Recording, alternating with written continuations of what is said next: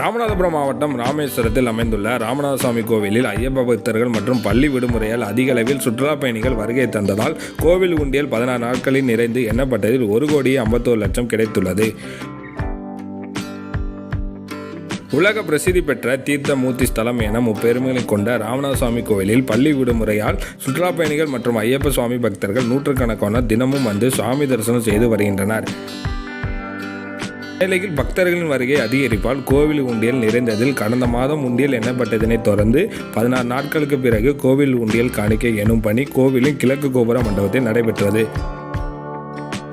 இதில் ராமநாதசுவாமி கோவிலின் உபகோவில்களில் உள்ள உண்டியல்கள் அனைத்தும் கோவில் பணியாளர்கள் மூலம் எடுத்து வரப்பட்டது. பின்னர் தன்னார்வலர்கள் மற்றும் உலாவர பணிகள் மேற்கொள்பவர்கள் காணிக்கை எனும் பணியில் ஈடுபட்டனர்.